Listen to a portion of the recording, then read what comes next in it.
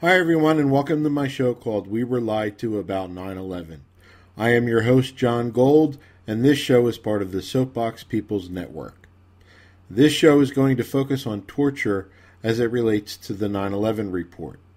If the 9/11 report was based on tortured testimony, and it sure seems that it was, then that discredits the 9/11 report because information obtained through torture is simply not reliable.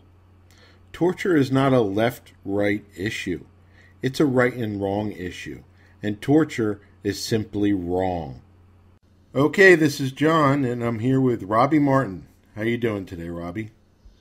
Great, John. Excellent. Okay, I'm going to read your bio. Robbie Martin is a journalist for Media Roots, creator of the film American Anthrax, and co-host of Media Roots Radio with Abby Martin. He has appeared on Tyrel Ventura's Buzzsaw TV, KPFA, Breaking the Set on Russia Today, Deadline Live, The Corbett Report, and has been interviewed by Figaro, the BBC, Neural Magazine, and the San Francisco Chronicle. He is the founder of recordlabelrecords.org and is a musician under the alias of Fluorescent Grey. Okay, before we begin, I want to say that I don't actually know any experts on the subject of torture and the 9/11 report. If you've been following the shows, I've been trying to have, the experts on about a certain area to get the best information. So I asked someone that I knew would give intelligent answers to the questions that I have to ask to be my guest, and that someone was Robbie. So thank you, Robbie, for being on today to talk about this extremely important issue. And no pressure, man. Well, thank you so much for having me on, John. And I'm by no means, I haven't spent my life's work studying torture and the torture program, but I feel pretty confident that I've written enough about it and read enough about it to be able to have a good discussion with you. And and hopefully inform some of your listeners just sort of about the inner workings of it. And, because a lot of the details get glossed over because it's just, it's torture. It's such a sensationalized, it's a horrible thing. So, if we want to have a really quick interview, torture is bad. Okay, Robbie, have a good day. Yeah. That's it. All right, so let's get started on the questions. What was the day of 9/11 like for you? Well, I'm trying to, let's see. I was 20 years old when 9/11 happened. So it was a really surreal day for me. I woke up in the morning with, I don't remember who called me, but someone told me to turn on the news, and it was the first tower had already been hit, and it was just a really surreal moment. I didn't know what to think. Of course, I wondered who was behind it. I was sort of getting sucked into that fervor of who did this? Why aren't they telling us who did this? And then by the time they eventually sort of started broadcasting that it was Bin Laden, I didn't really feel like they ever presented any evidence or proof necessarily between that time where it was sort of like a mystery. And then when they delivered us that, supposed proof of Bin Laden being behind it, they didn't really provide any proof. It was just sort of announced, and then it snowballed from there. And I remember at the time I was sort of I had become sort of a pacifist only really because my girlfriend at the time was one. She was a Japanese citizen. She wasn't super political, but she had a really strong view, an anti-American foreign policy view. And I think just being with her at the time of 9/11, she was over my house. It was not too hard to find myself sort of on the side, in this minority position all of a sudden, where I was arguing with people that I knew, a lot of my friends and even family members, about, they were demanding, we need to go to Afghanistan and get bin Laden. We need to take him out. We need to take down the Taliban. And I remember, even the evening of 9/11 arguing with people about, well, why should we go attack this country just to get one man? The concept didn't make sense to me. And it still doesn't really make sense to me.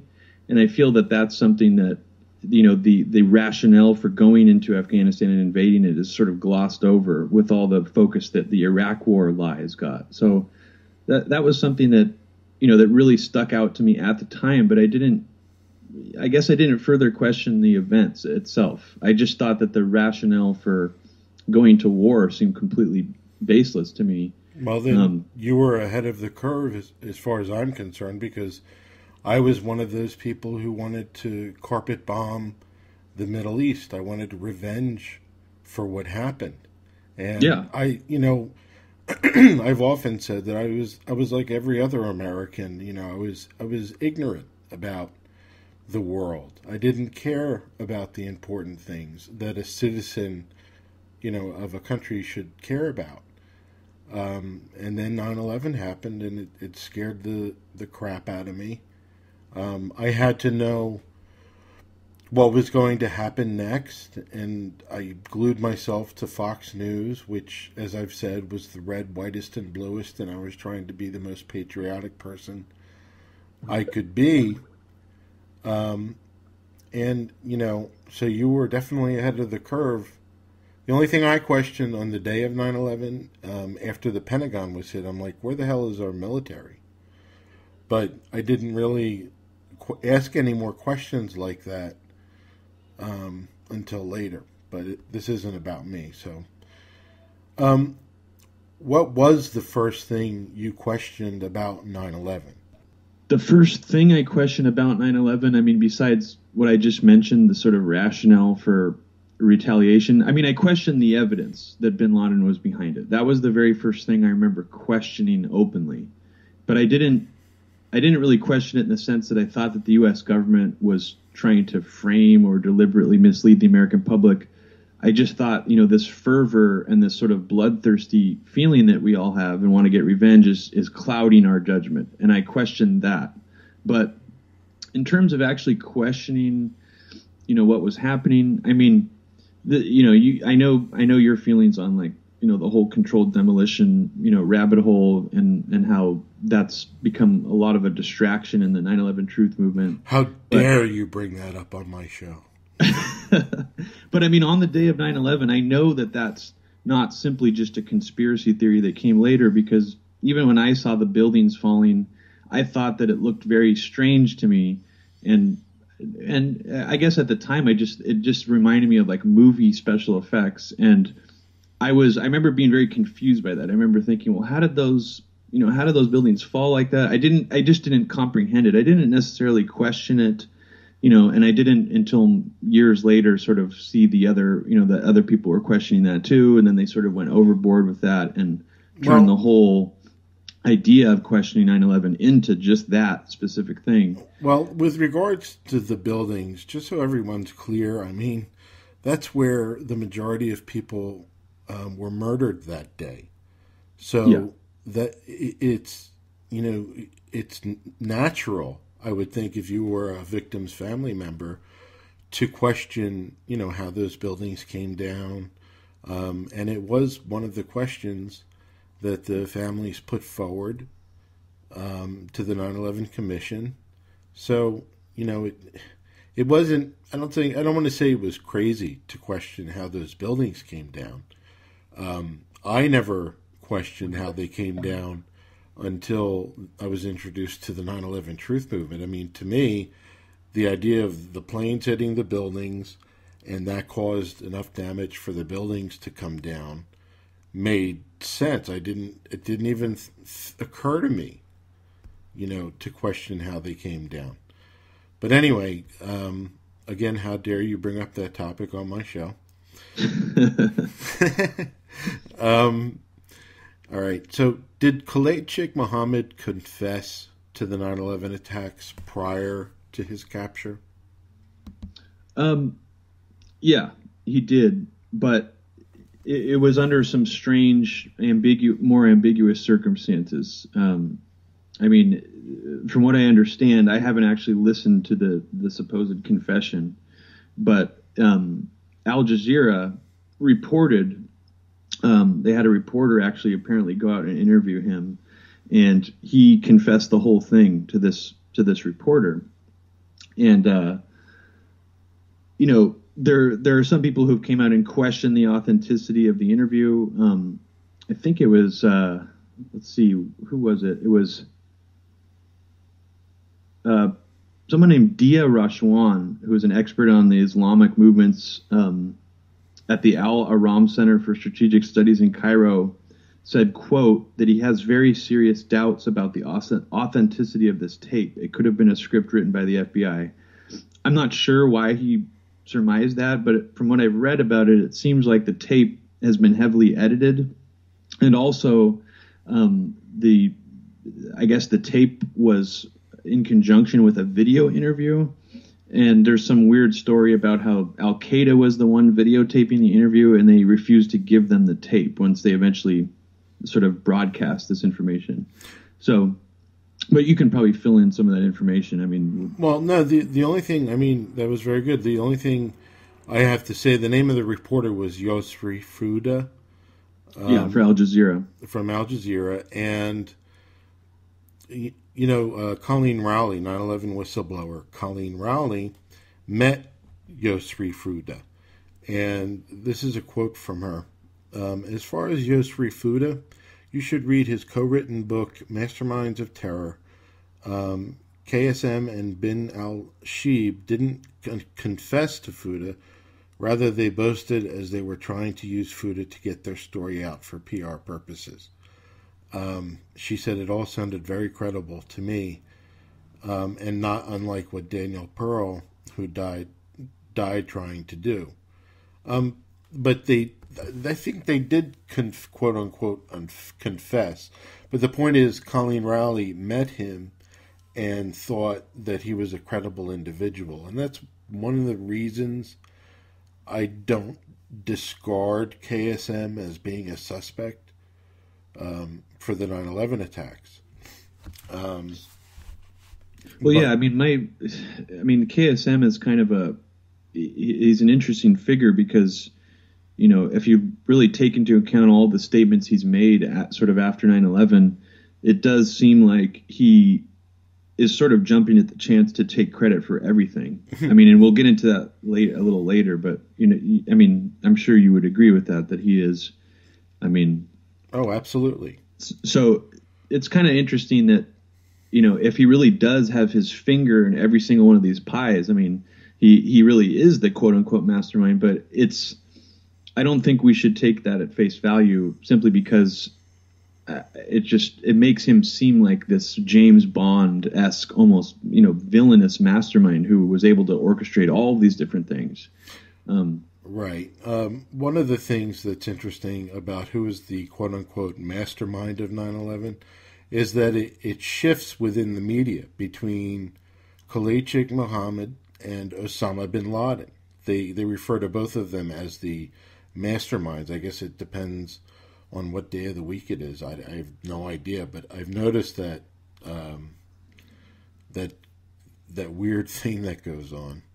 Anyway. Yeah. Oh no. Yeah. Totally. It totally does. And they've also, even the more obscure, sort of more, I guess, more intellectual reporting that's done on it, coming from a similar angle, they sometimes even, peel it back even more and say that Zawahiri, is kind of the mastermind, and Bin Laden's just sort of the money. He's like the money and the pretty face behind it all. Right. So there's all different types of variants of that narrative of who was really the mastermind of the 9/11 attacks, and I think that term mastermind is almost become meaningless at this point. Because, you can even argue that, whoever conducted the 9/11 attacks, whoever was really the mastermind behind it, they were most likely inspired or, sort of influenced by the Bojinka plot, which, most of the evidence suggests that really was Khalid Sheikh Mohammed's, plan. Like, he came up with that idea. And the 9/11 attacks followed a very similar template to that, to the Bojinka plot. Right. So, again, these are reasons why we don't completely discard KSM as a suspect. But there are questions about Khalid Sheikh Mohammed, his connections to the ISI, which seems to be a theme. Apparently, Osama bin Laden had an ISI handling officer. I forget his name, but Ahmed Omar Saeed Sheikh, KSM had ties to the ISI. And, I never hear about this or these things come up in the media, but they're interesting to me. All right, so the next question is, how many times was Khalid Sheikh Mohammed waterboarded? Well, officially, he was waterboarded 183 times. Right. Which, sounds very excessive, obviously. 183 waterboardings. We don't know for how long each one of those times. When I read that statistic and when I sort of tried to look into it and dig deeper, we don't, that could mean that he was waterboarded for 183 different days, for a duration of, 12 hours each time. We have no idea really if this was just like, every time they poured water on his face, they counted it as one waterboarding. Right. And if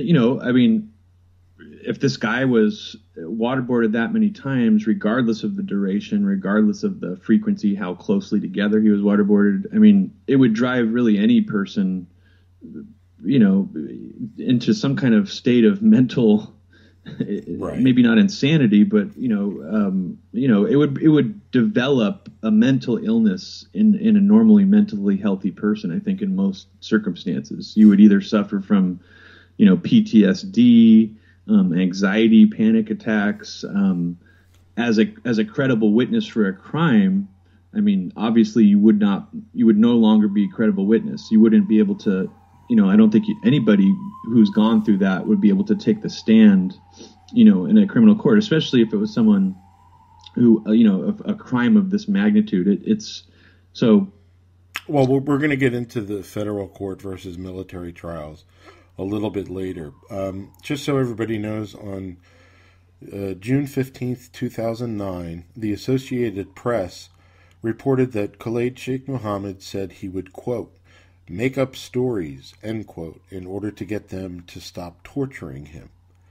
And on August 6, 2007, the New Yorker reports that a former CIA official estimates that about, quote, 90% of the information was unreliable. And I believe that was referring to Khalid Sheikh Mohammed. Now, with regards to torture, and this is getting a little bit off the subject of 9/11, I just wanted to point this out to people. This was an important fact. On May 14th, 2009, it was reported that Ibn al-Sheikh al-Libi was tortured, quote, in an effort to produce intelligence tying Iraq to al-Qaeda, end quote. According to Colin Powell's former chief of staff, I think his name is Larry Wilkerson, quote, what I have learned is that as the administration authorized harsh interrogation in April and May of 2002, well before the Justice Department had rendered any legal opinion, its principal priority for intelligence was not aimed at preempting another terrorist attack on the U.S., but discovering a smoking gun linking Iraq to al-Qaeda, end quote. I like the phrase "discovering a smoking gun." Right, essentially just completely manufacturing one out of thin air. Right. So, the myth that they were trying to protect us is just absolute bullshit. Of course, and even wasn't it Colin Powell's chief of staff, Lawrence Wilkerson, who came out and I think he even signed some kind of affidavit where he, in sworn testimony, said that he believes that all the inmates at Gitmo, except for a few exceptions, are totally innocent. And the only reason we've kept them there is essentially for PR reasons, that we're worried that if we release them, then it will become a disaster for us politically, because all these people will start talking about what they experienced and the kind of torture that they might have been put through. But then also, I think he has suggested, and other reporters who have combed over all the details of this, like Marcy Wheeler in her blog Empty Wheel, she has come to the conclusion many times that a great percentage of the torture at Gitmo and these other places was done simply to get false confessions. It was done in the same way that Bush and Blair were trying to fix the intelligence. I mean, they came at these detainees with a specific fact or something that they wanted to get out of them, just so they can get this on paper, that this person said this. So a lot of that, in my mind, it seems like even it goes beyond just trying to draw a false connection between Iraq and Al Qaeda through torture. That we simply don't know. That's the problem. We don't know how much of this information was gained through torture, and we don't know how many other times they tried to get false confessions out of people for other things. So it's just a mess. I mean, it's kind of just a clusterfuck. I mean, so that's just another reason why we just need to close Gitmo and these black sites immediately. Well, have you noticed after the release of the Senate report that just came out about torture, that people are pointing to 9/11 as being torture, and that justifies the actions of the CIA and others after 9/11 as far as torture is concerned? Have you seen that? Yeah, I've seen that. All right. Crap. I mean, it's well, the only thing justified by 9/11, besides the anger and anguish people felt, was the need for a real criminal investigation to find out who was responsible and a means to hold those responsible accountable. That's the only thing justified by 9/11. Everything else that has been done in the name of 9/11, as far as I'm concerned, have been criminal acts. Absolutely, I completely agree, and they never provided that to us. I mean, they went through the motions of doing it, but essentially the American public got on board with this, this wave of hatred towards the Middle East after 9/11 that they, all the government had to do was leak a few things, make a few suggestions, and then eventually, come out and officially announce it was Al Qaeda and Bin Laden, and that tied it up for most people. And there was never, people just didn't look back, unfortunately, except for people like you and I. Right.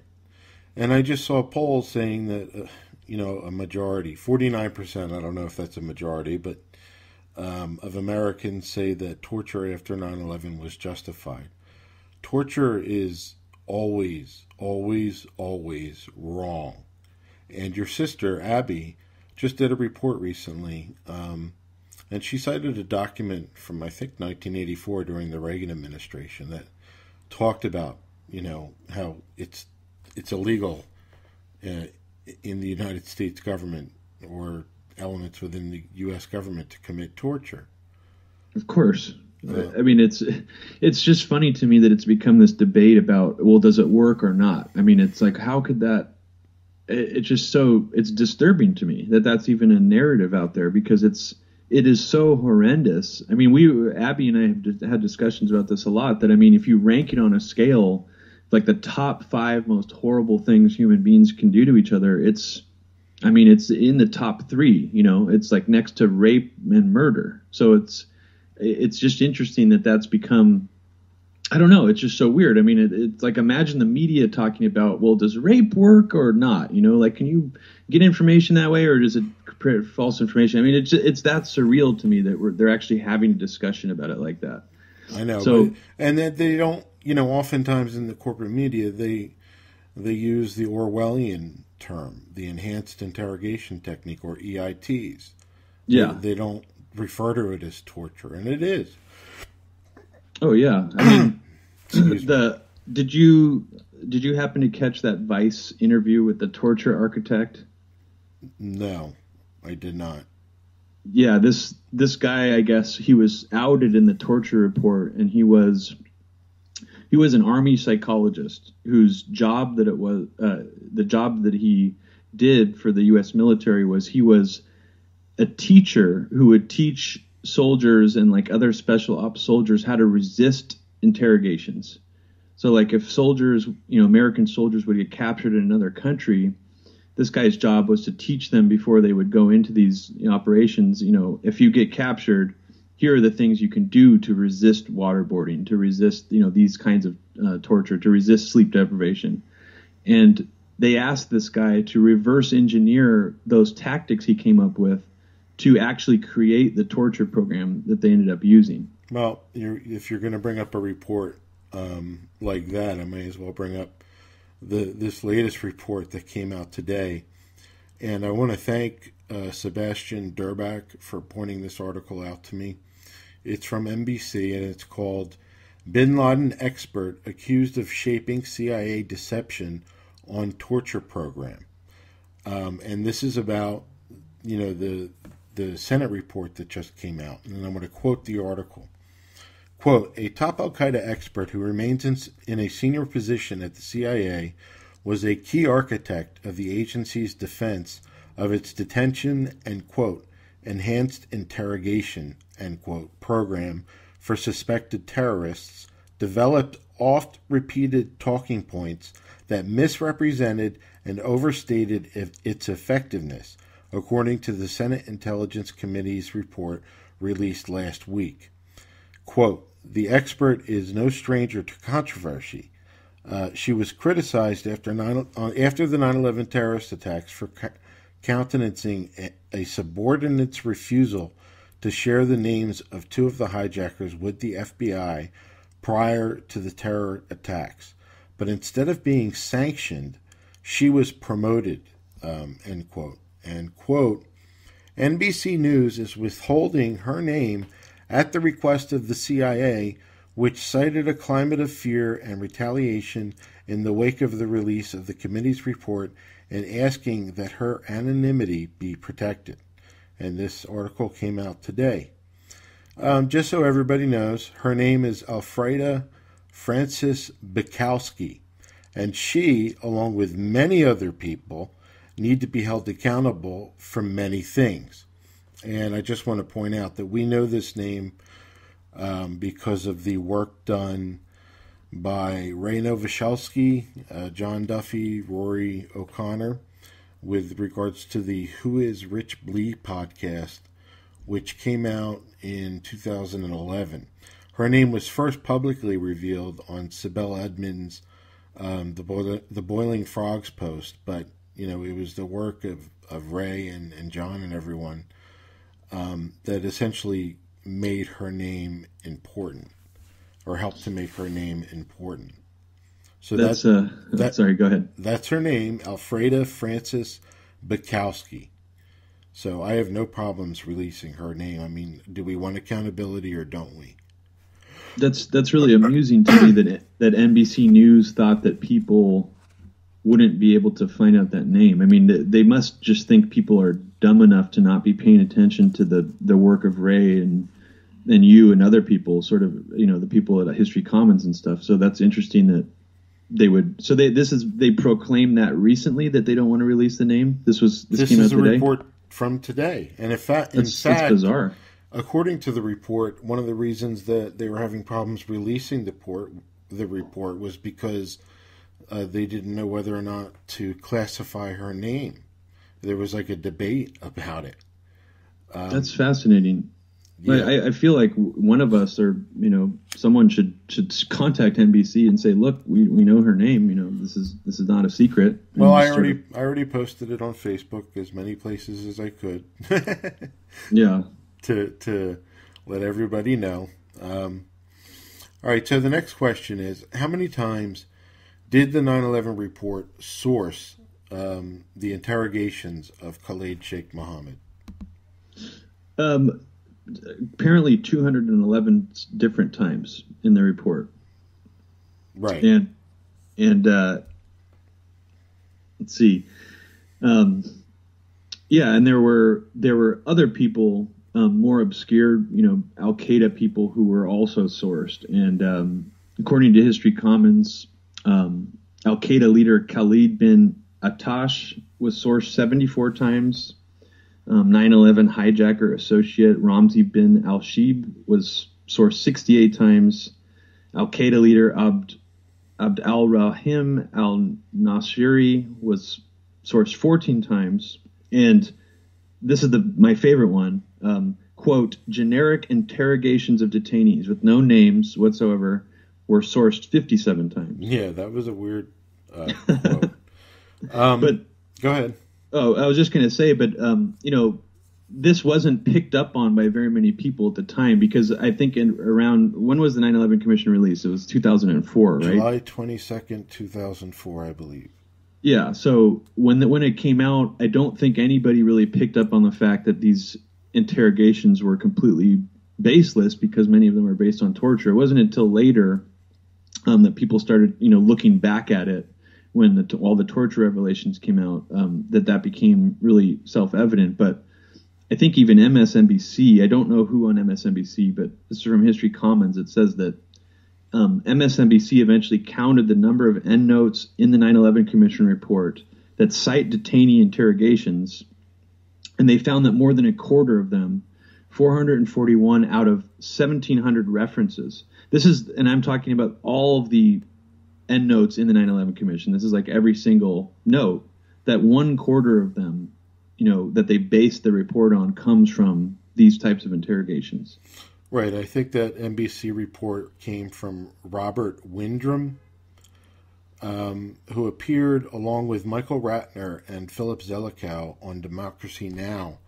To discuss this subject. Now, are you familiar with the disclaimer that was within the 9/11 report about the information obtained through the interrogations? Oh yeah, I'll read it to you if you'd like. Yeah, go ahead, please. So the actual disclaimer, I think it's chapters 5 and 7 in the 9/11 Commission report, are sort of like the backstory about who was involved. It's kind of like, the narrative of how this attack happened and who was involved, and et cetera, et cetera. And the disclaimer that they have in that chapter says, quote, our access to them has been limited to the review of intelligence reports based on communications received from the locations where the actual interrogations take place. Chapters 5 and 7 rely heavily on information obtained from captured Al-Qaeda members. A number of these detainees have first-hand knowledge of the 9/11 plot. Assessing the truth in statements by these witnesses, sworn enemies of the United States, is challenging. And I thought what was an interesting omission from that whole diatribe that they write in there is no mention of actually what kind of evidence they got. The phrase intelligence reports could really mean anything. It could just mean a synopsis. I mean, actually, that's what it does mean from what I've studied in terms of like intelligence lingo, is that when you get an intelligence report, it's not like a transcript, of an interrogation or a transcript from a surveilled phone call. It's just a synopsis of what went on in that in that transcript. Right. So, I mean, it's fascinating that they don't overtly mention we didn't have transcripts, but that's fascinating in and of itself, that they were getting secondhand information that we weren't even provided transcripts of. And from what I understand, they also weren't given any audio or videotapes. And later, of course, all those CIA interrogation videotapes were destroyed. So, I mean, what are your thoughts on that? Do you think that, has anyone in the 9/11 Commission ever said what kind of information they were given for these chapters? Like, were they given? As I mentioned, those 3 individuals were on Democracy Now! But before I get into what they said, and that's the reason I wanted you to read that statement, because that's what they talk about on Democracy Now! The information that they got was, quote, third hand, passed from the detainee to the interrogator to the person who writes up the interrogation report, and finally to its staff in the form of reports, not even transcripts. Is that from that statement that you just read? No, I don't think it actually does. No, I got that from my Facts Speak for Themselves article. I forgot the source, but if it's there, it's got a source. The 9/11 Commission. I believe it, though. Yeah, the 9/11 Commission became unhappy because the government's investigators were, quote, not asking the detainees the kinds of questions it wanted answered, end quote. So now back to Democracy Now! And the three people I mentioned. Robert Windrum, who wrote that NBC report, says, quote, there is, and Mr. Zelikow pointed this out to me, as did two of his former staffers, there is on page 146 of the commission report a description of why they decided to use the interrogation information.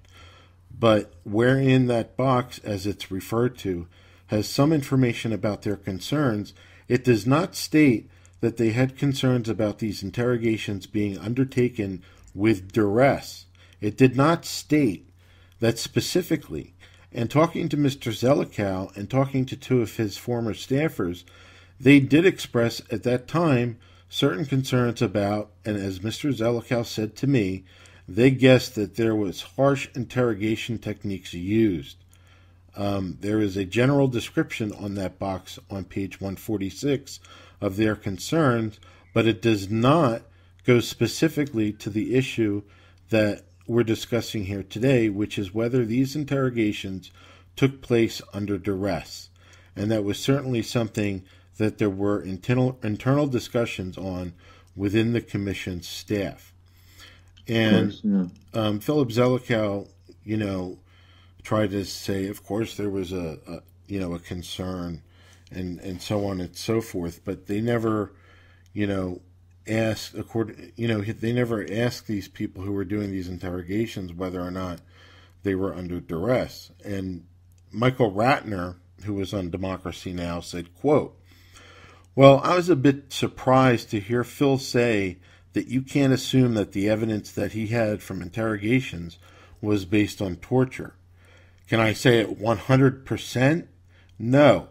But you can say that he based it on Zubaydah, Khalid Sheikh Mohammed, and others who we now know were waterboarded, and they're the evidence that's used. So you put 2 and 2 together and get 4. You get the fact, essentially, that these people were tortured to get their testimony, end quote.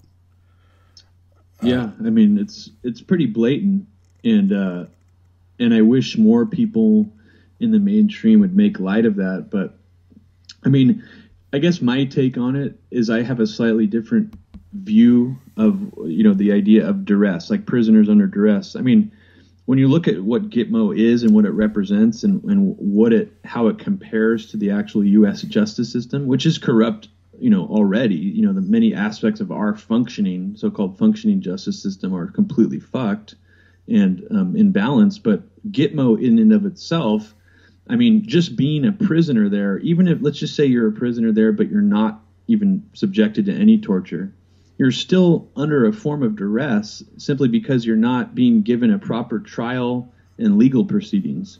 Right. So it has that gulag-like quality of it where you literally have no idea when you're going to be released, when you're going to get to talk to your lawyer, if this person's even your actual lawyer, or if he's some kind of, double agent, fronting for another aspect of the U.S. military, trying to get information out of you. I mean, it's probably such a terrible experience, just removing all that torture, that I would describe any prisoner's experience there as being under duress, just in a general sense. With regards to the information obtained for the 9/11 report, if Khalid Sheikh Mohammed was waterboarded 183 times, every day is a day of duress. You never know when you're going to be tortured during these interrogation sessions, and it's absolutely absurd. And so, how credible is information obtained through torture?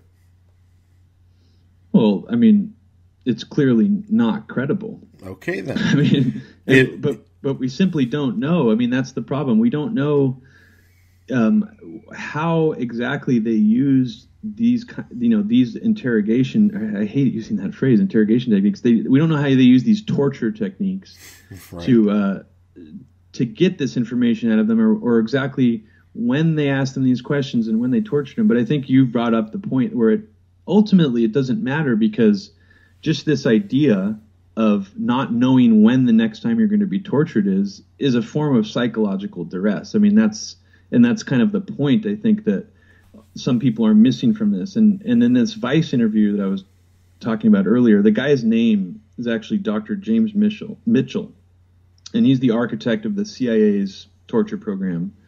And he was he kept making this argument to the guy who was interviewing him. He wasn't denying that he was involved in this. He wasn't, questioning the morality of it. He was standing up for the program, but he was sort of, he was trying to explain to the guy, this isn't like we're waterboarding someone and there's a guy in the room, yelling questions at the guy being waterboarded. It was a psychological, it was also a psychological torture technique, which you just described, which they would have someone waterboard them, and they would be sort of like the bad cop. And then the good cop would be, a guy in a suit at a desk, essentially saying, we really don't want to do this to you again. And, we won't if you just answer these questions. So it was like they would use the threat of waterboarding and torture as the interrogation technique. Right. And I think that's what this, that's probably the only correct thing that this guy said in this interview, is that he was trying to distinguish that.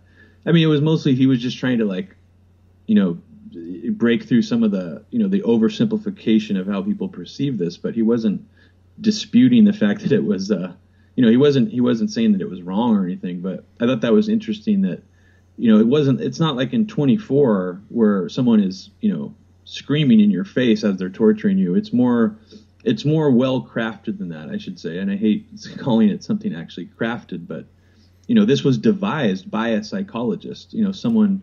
Oh, well, they just had a psychologist admit that he took part in waterboarding. And I'm thinking to myself,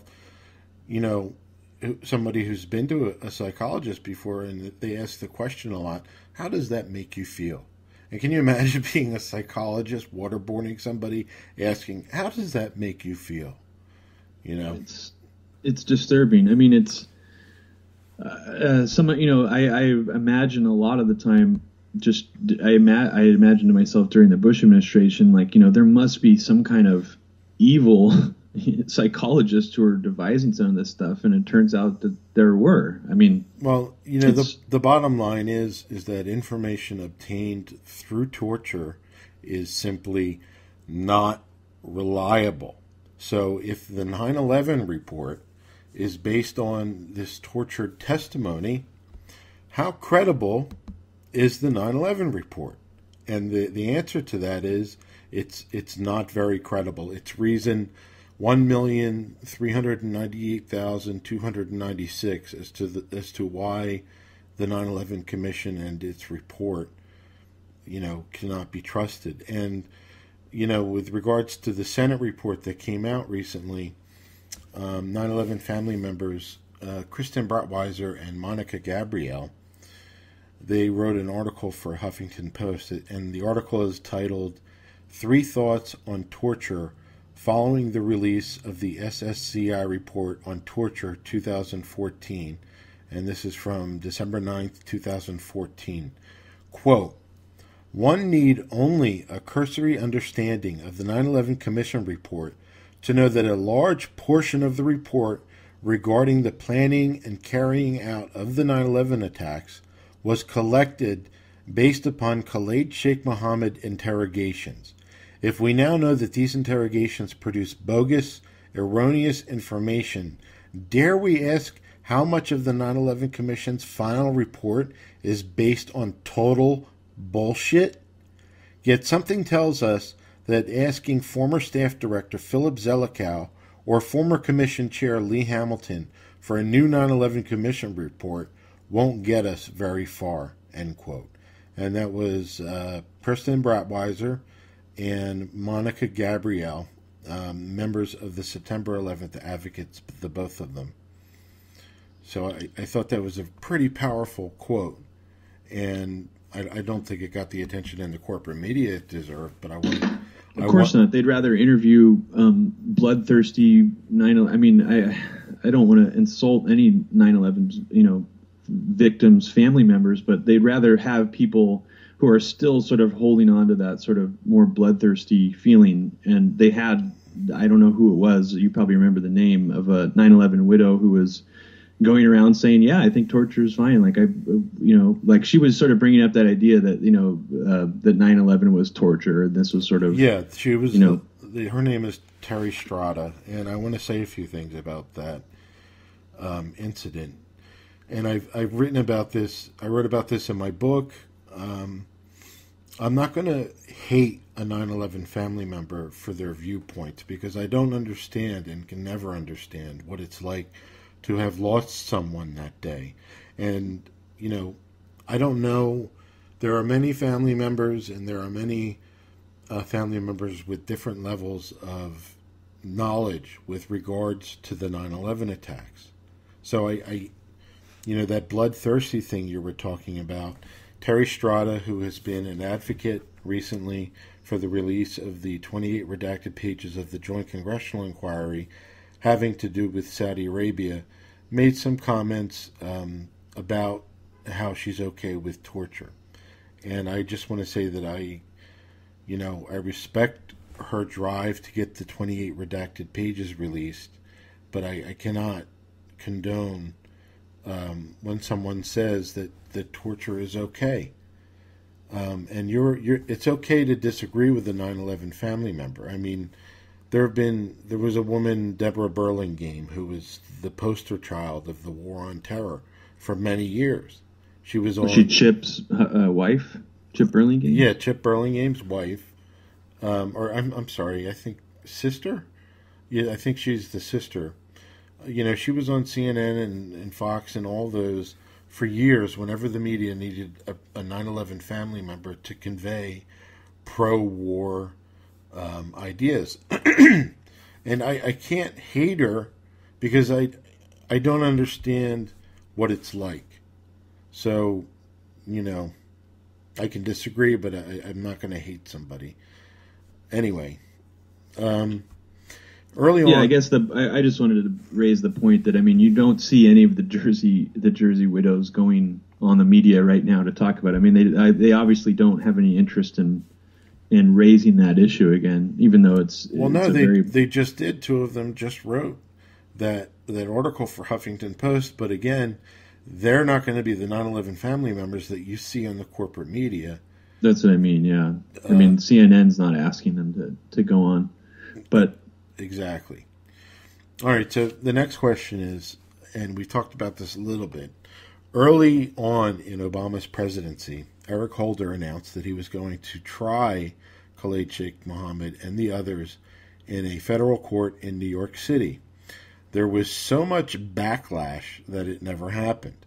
Some say the reason certain people didn't want this in a federal court was because he was tortured, and that tortured testimony wouldn't be accepted as evidence, and it essentially could be thrown out.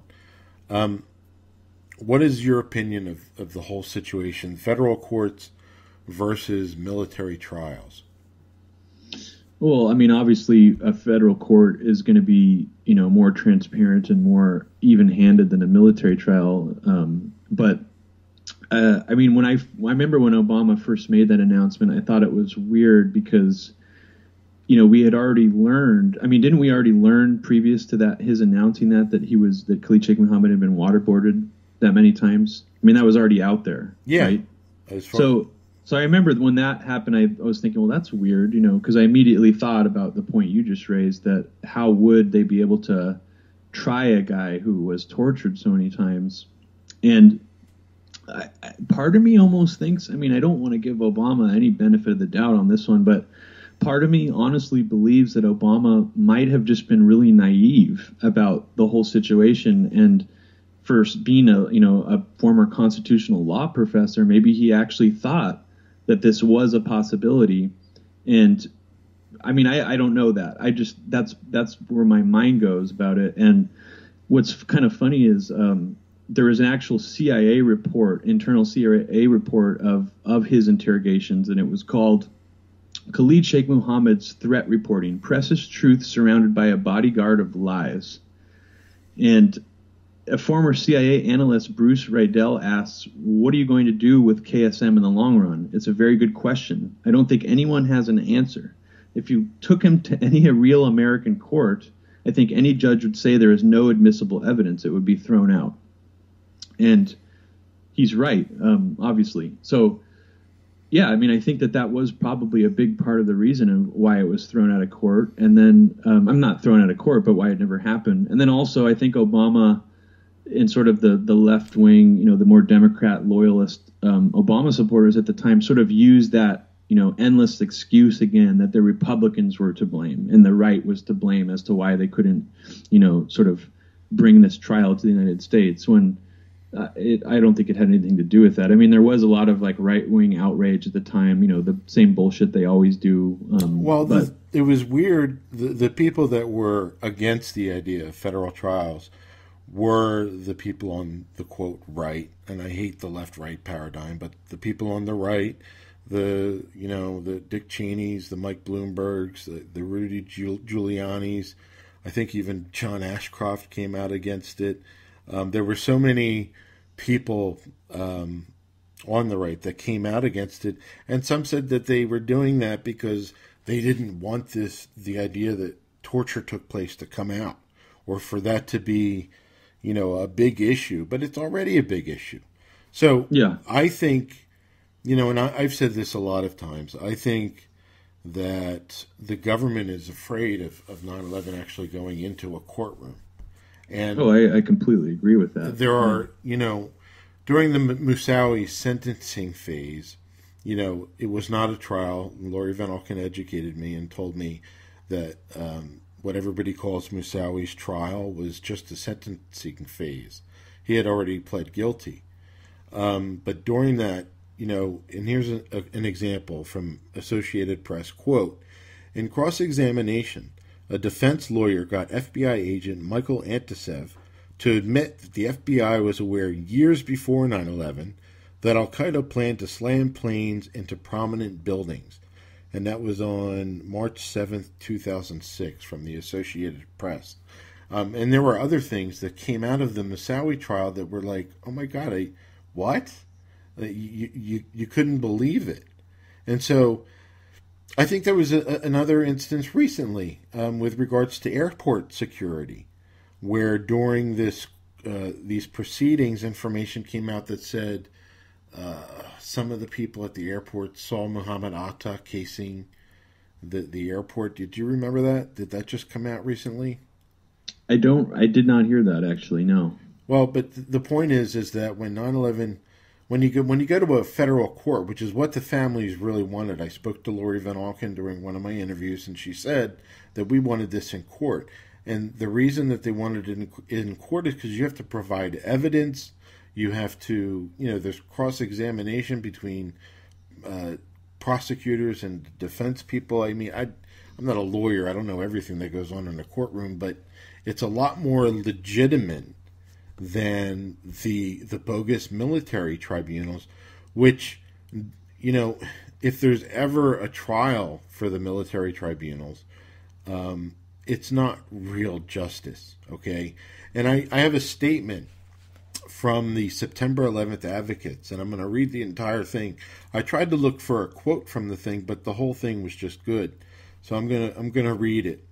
And they released it on November 19th, 2009, and it's called Statement of September 11th Advocates Regarding Reaction to Attorney General Eric Holder's Announcement on Moving 9/11 Trials to New York City.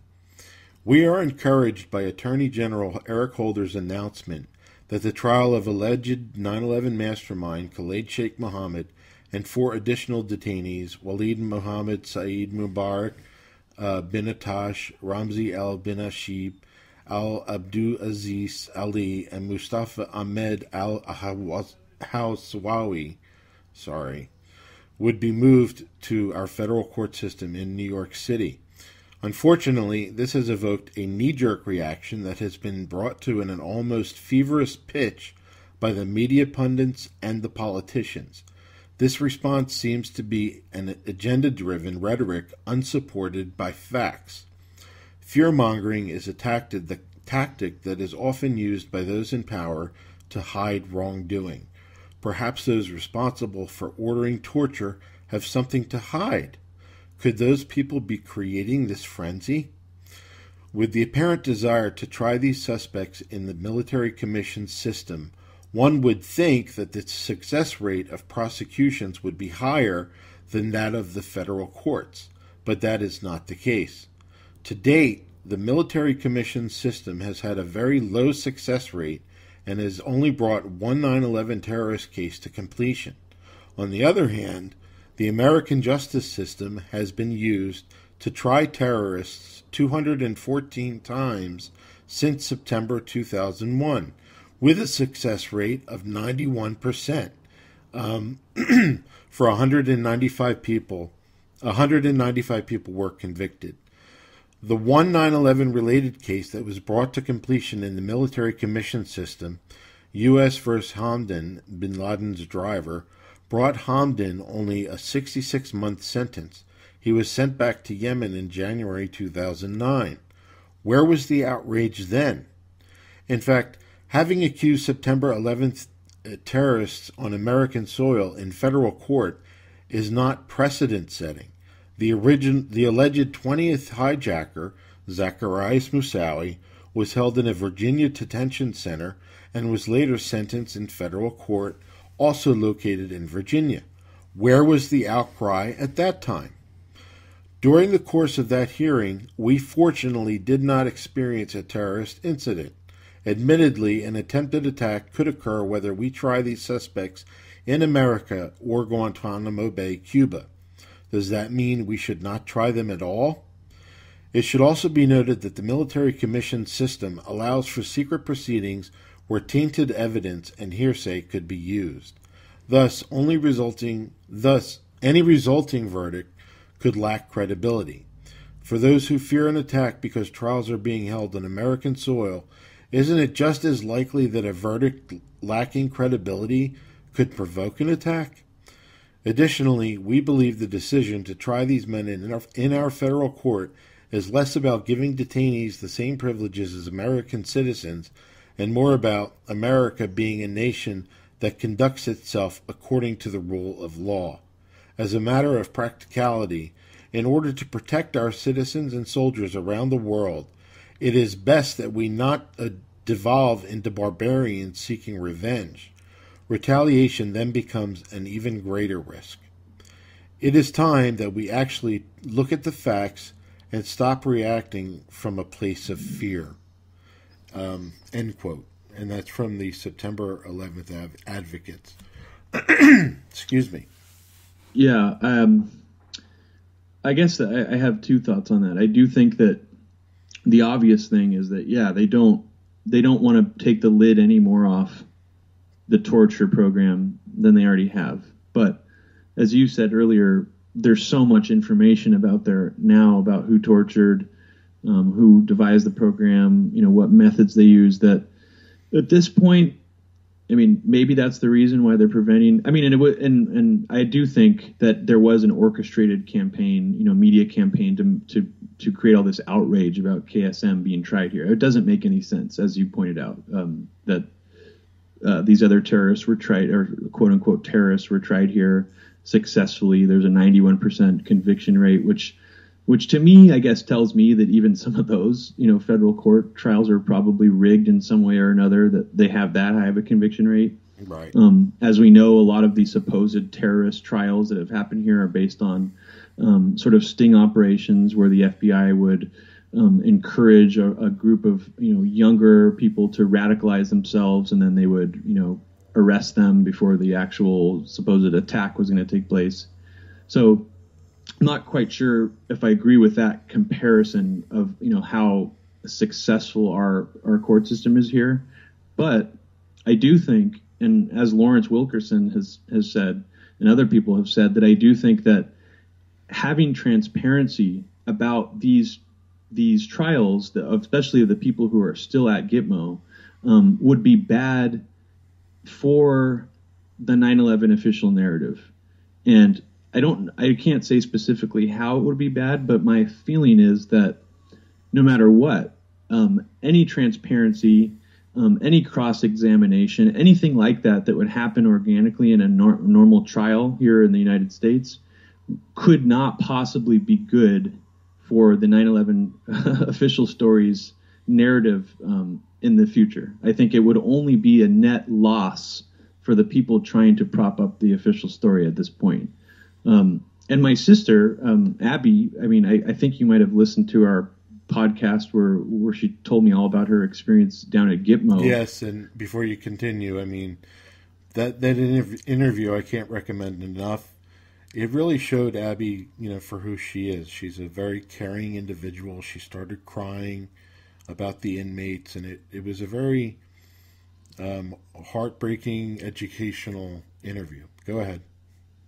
Yeah, no, it really was, and she did a special on RT about it. It's really good as well, but it's more of her sort of in her journalist mode. This podcast that she did with me was like, from her heart, her own sort of point of view of the experience there. And I mean, I think most people don't even realize that even the military commissions that happen down there, when they do actually happen, they're rigged to the point that I think most people have a hard time even understanding, because when we've seen movies or we understand how a military commission goes, in a way it seems just like, oh, this is a regular trial, except the prosecutor and the defense attorney are both in the military. There's not as much transparency. The media is not allowed to go in here and videotape it and stuff. Like the movie A Few Good Men. Like that. That's how I think a lot of people imagine a military commission would actually go. But it turns out that in the case of these so-called worst of the worst Gitmo detainees who were supposedly behind 9/11, they are being tried right now, and they're not being tried separately, which seems very obviously, wrong to me. Like, why wouldn't they try? For instance, why wouldn't they try Khalid Sheikh Mohammed as a separate trial, than to the guy who was the travel agent that, wire transferred some money to somebody? Like, that's the strange thing, is they are actually trying these 5 people together, sort of with, in one case. Is that, during a class action lawsuit, there are multiple people involved in a lawsuit. I mean, is that such a strange thing? I didn't know. I think it is for a criminal trial like this. I mean, when you're, especially on something of this large of a scale, I think that, and when you consider that, if Khalid Sheikh Mohammed is really the quote unquote mastermind, why are they trying him in the same exact trial as this person who might have just been like a cog in the wheel? Like that's strange to me. It seems like it's just designed to as create less transparency, to make it seem like all these people are on the same plane of evil, when just from what we know, it seems like obvious that they shouldn't be tried together based on their level of involvement. But I guess that's not the most important point. What's more important to mention is that a lot of these military defense attorneys who are playing a very admirable role, considering that they're in the military, they're at Gitmo already, which is probably a very hard place to be if you don't subscribe to the sort of brainwashing that the military tries to do to people there. So you're a defense attorney working for the military, defending one of the worst, which is an admirable position to take. And these military defense attorneys described to Abby that someone, they believe, I think it was someone in the FBI, actually planted a mole from the prosecutor's side onto their defense team to basically sabotage the whole trial. Right. The whole thing is just one big fucking joke as far as justice is concerned. And I think that's what the September 11th advocates were trying to convey, is that in a federal court, there isn't as many controls as there are in the military court. It's, you know what I mean? For sure, yeah. In theory, yeah. By default, there would be more transparency and more people involved who wouldn't be like, in the chain of command. So, yeah. Right. And I agree with that general sentiment. I guess I was just trying to raise the point that, originally that a lot of those terrorist convictions in the United States, if you actually look into them, seem kind of rigged too. But But again, these were actual judges in the United States who didn't have any loyalty to the military who were ruling this way. So, I don't know. I mean, I don't think it's ever going to happen that we're going to get, KSM tried in an American court. I mean, they're basically these 5 guys are facing the death penalty, and it's very likely they're all going to be convicted and put to death. But there's very little press about that right now. Oh, that's something I wanted to bring up. When the 9/11 report was released, Thomas Keane was asked a question about some of the unanswered questions, of the families and so forth. And he said, well, unfortunately there are some unanswered questions, and the people who were involved in the plot are dead, referring to the hijackers. And he said, maybe when we catch Osama bin Laden, we can get more information about the 9/11 attacks. And then, years later, when they have this operation to get Osama bin Laden, they received explicit orders to kill on sight.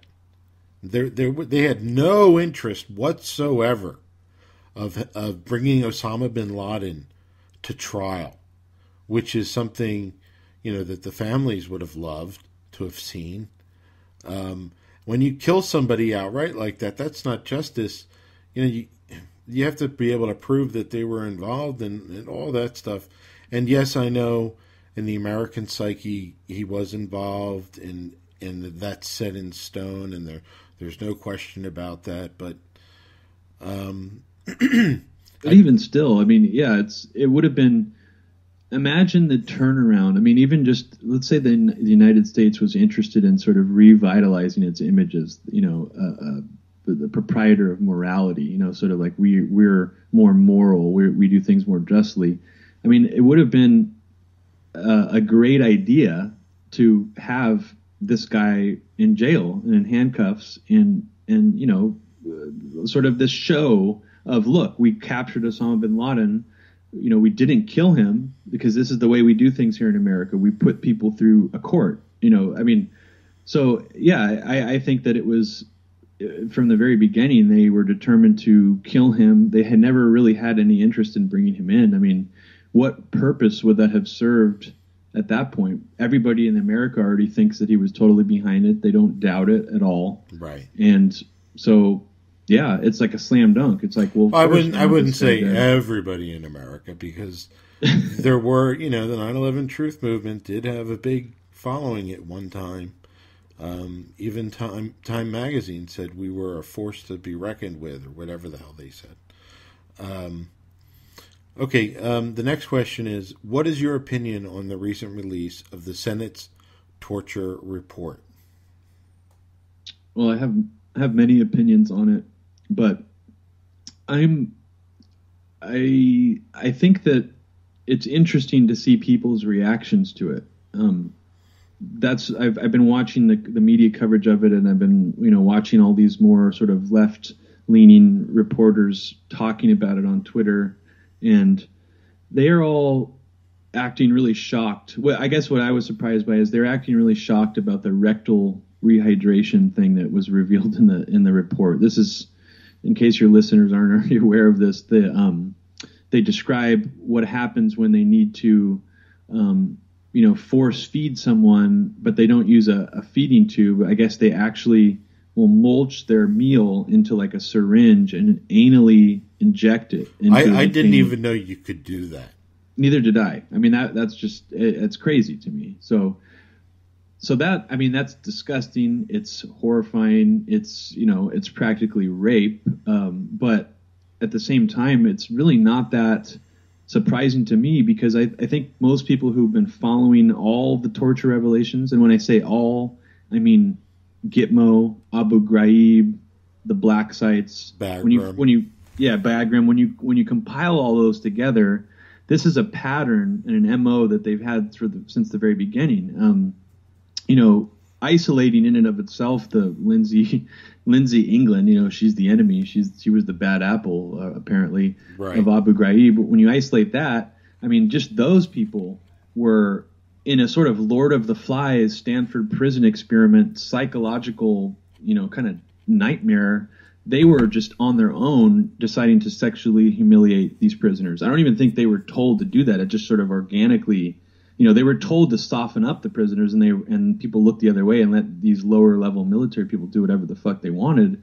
And they did a ton of sexual humiliation on the prisoners. I mean, they made these guys wear used panties on their heads, handcuffed to walls. They made them masturbate together in front of each other. I mean, just strange, sadistic, sexual things. But I guess that's the main point I wanted to make, is that there was a big story that was revealed on 60 Minutes about Guantanamo Bay, I think sometime around 2005, where there was actually a program in place at Guantanamo Bay that had a nickname called Sexing Up. And some of these military interrogators would actually use sexual humiliation techniques on the prisoners as a form of interrogation or psychological torture. And in one specific instance, because Muslims are so, they have such a certain view of female sexuality in a similar way to Orthodox, Jews. Yeah, it's just horrible for them. Yeah, so Orthodox Jews, for example, they're, in very strict orthodoxy, if you're a practicing Orthodox Jew, you don't even sit in a chair that a woman just sat on who is currently menstruating. So that's just an example of how sort of strict these rules are. So the U.S. military, understanding this, they devised a tactic, and I don't know if this was a psychologist who came up with this, but someone came up with it, and they would actually, have female military personnel strip down, take off their tops and stuff in front of these detainees. And even in one instance, one of them, I don't know if this happened multiple times, but they would simulate rubbing menstrual blood on the faces of the detainees as a form of humiliation, which is truly insane. I mean, and it wasn't real blood. It was food coloring or something, but it's crazy when you think that. All right, let me talk a little bit. A couple of things come to mind. One of the things that come to mind is when something happens in the military, it's always a few bad apples. Why aren't protesters given the same courtesy? When there's one idiot in the crowd, the media portrays everybody as the same as that idiot. Do you know what I'm talking about? Of course. Okay. Oh, yeah. That's one thought I had. And the other thought I had, and I just had this conversation with John Albanese. The torture report didn't have some of the most heinous things that I'd heard over the years. And Seymour Hersh reported that they were sodomizing little boys in front of their mothers. And as a result, the mothers were asking their spouses to come kill them because they couldn't live with what happened, that there was these videos that had ungodly shrieking and stuff. And John asked me, he's like, well, is this information that you want to be true, to be able to make my argument? And I thought, after further thought of that question, no, I don't want this to be fucking true. No, I don't want the possibility of this being true to even be there. But unfortunately, Seymour Hersh, is somebody over the years who's gotten a lot of things right. And, you didn't hear things like that in the torture report. You didn't hear people ask the question, is this still going on somewhere? Are there other agencies like JSOC that are doing things? And, that was, the torture report. It was like there was nothing new really that came out of it that we didn't pretty much already know. There were just a few things. And again, it was an executive summary? It wasn't even the full report? Yeah, there's a lot of pages apparently that are redacted from it, that only people in certain committees, in the Congress and Senate, I think, can read. So yeah, there's a lot of it missing. And Obama, when he first got into office, he released internal CIA memos about the torture program. Do you remember that? it was a kind of another similar revelation, quote unquote revelation? I vaguely remember that. What I do remember is that Obama teamed up with the GOP to end or try to end something that Spain or Italy was trying to do as far as holding people accountable. Oh yeah. They actually tried to subvert their court systems over there. Yeah. But what I wanted to say about that horrifying example you just brought up, that Seymour Hersh was talking about, in that first series of CIA memos that Obama released about torture, there's a sort of a leading statement of one of the techniques that they were allowed to use, where I don't have it in front of me, I'm just going by memory, but it says something like simulated.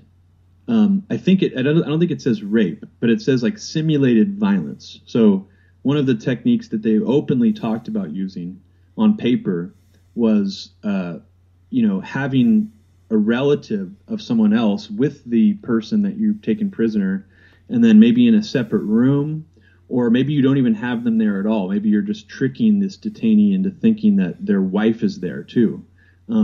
You then proceed to simulate some kind of either assault, torture, or murder on that relative in front of the detainee, or you relay messages back to the detainee and say, we have a gun to your son's head right now, or something like that. So like the statement in that report, it's very open-ended. It could mean anything from, we're going to rape your wife, if you don't do anything, and they bring their wife in. So it's disturbing. And then, even in that same torture report, they talk about how they would put detainees inside of a tiny box, a very small, completely pitch black box, and start dropping insects into the box. So, it's anything that you can think of that would be horrible to do to another human being, I would not put past them. There's even been a Gitmo inmate who has sued the U.S. government upon his release that the U.S. government, or that military interrogators at Gitmo, actually sliced up his genitalia with razor blades. God. So did you see that one? What's worse than that?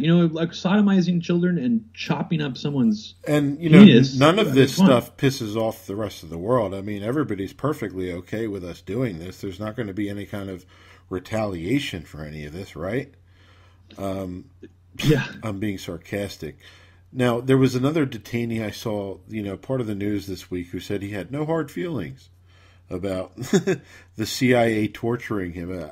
That came out of left field. I was like, oh my God, are they actually trying to get a detainee to make it seem as if torture is acceptable and stuff like that?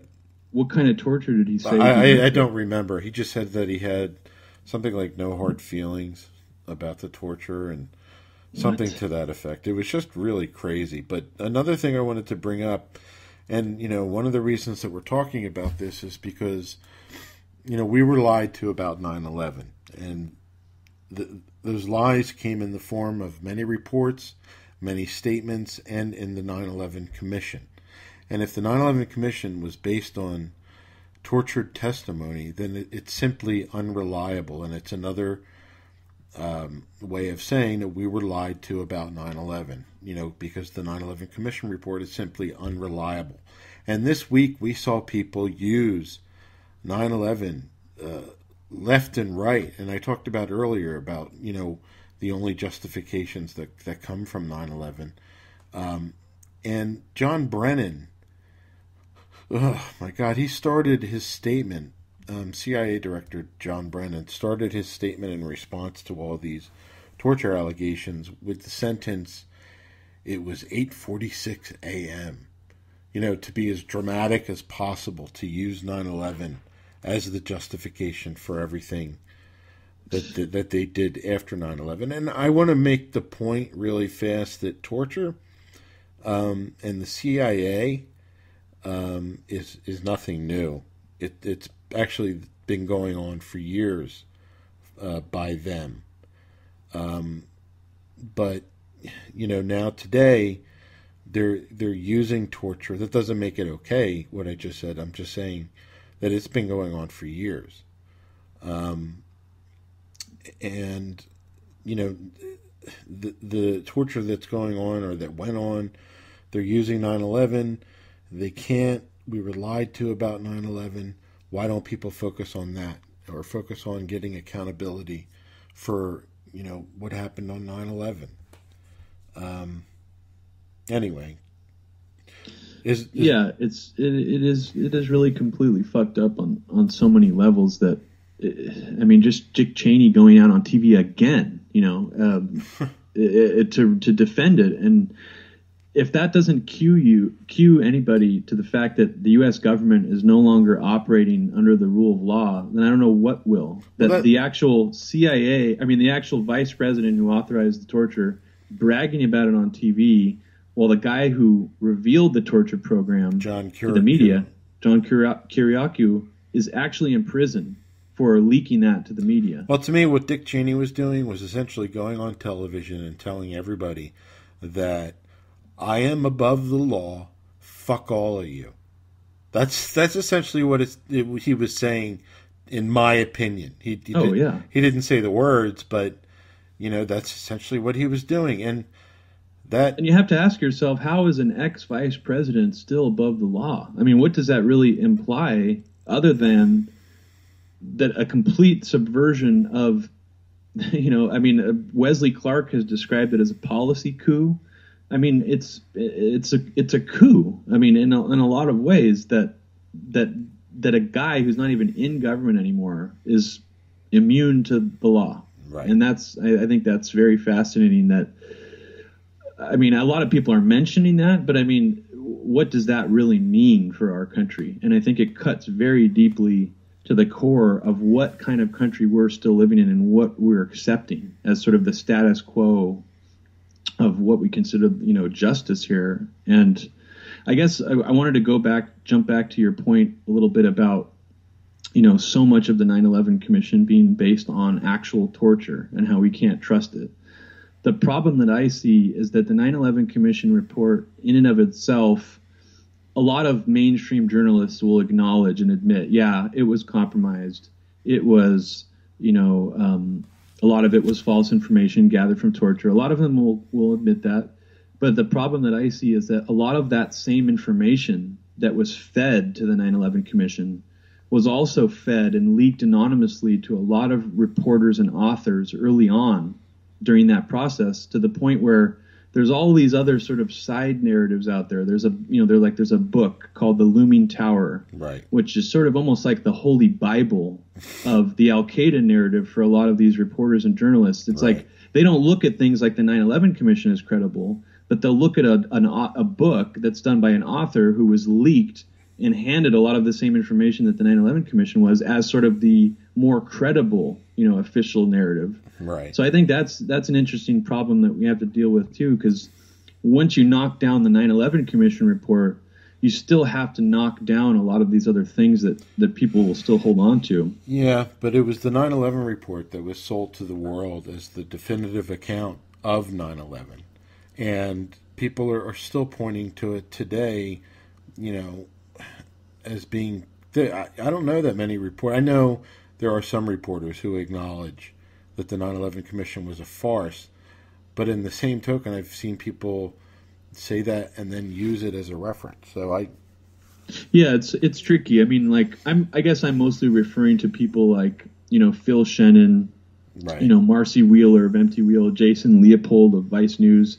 They have openly stated multiple times that they think that, that the 9/11 Commission, large percent of it was sort of rigged, but I don't think that they then will question sort of a lot of that same information in the 9/11 Commission report, in a more general sense. So that's all I was trying to say. I do think that, there's it's not pointless. It's important to keep trying to knock down the 9/11 Commission report, because there's so many things about it that are false and are still affecting the way things unfold today. Yep.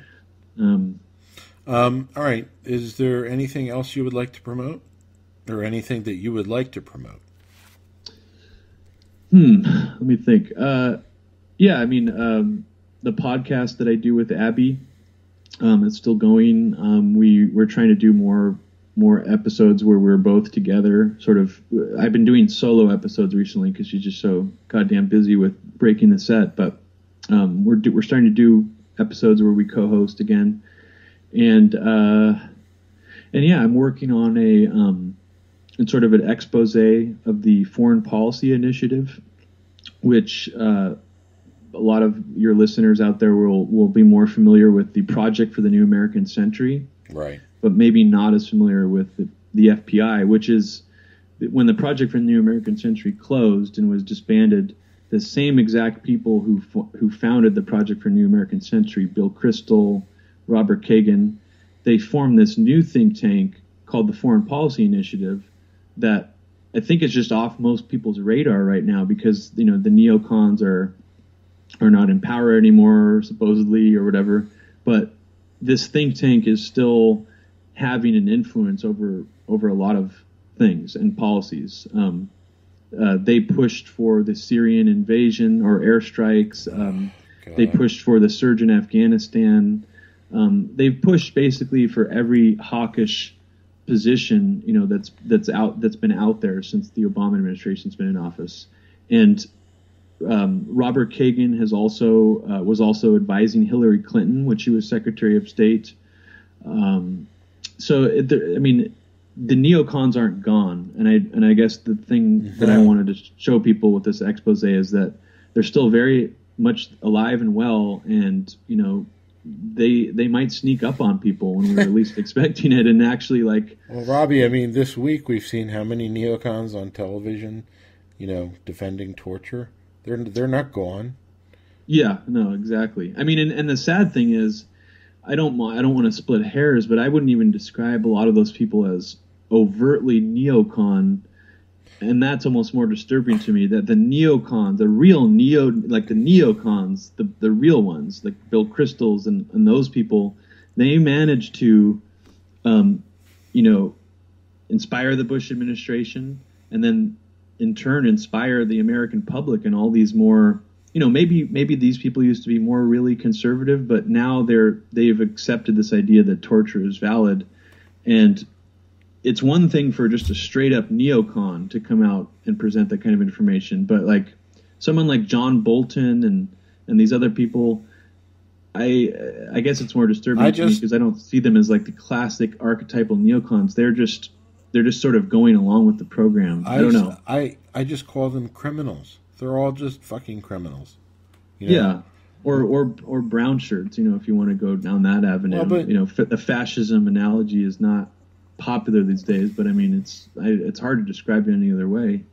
No, I know. There's fascism in America. There's no doubt about that. Anyway, Robbie, I want to thank you very much for your time today. You did a fantastic job. Thanks, John. And I look forward to talking to you again. Yeah, please keep up the show. You've had some wonderful guests on, and I hope anybody out there who's maybe this is the first episode they've listened to, go back and listen to all your previous episodes, because you've had on some incredibly important guests who offer all different kinds of perspectives about sort of the theme of your show. Right. Exactly. And I really appreciate what you've done. Thank you very much. All right, Robbie, have a good night. You too. Take care. Bye-bye.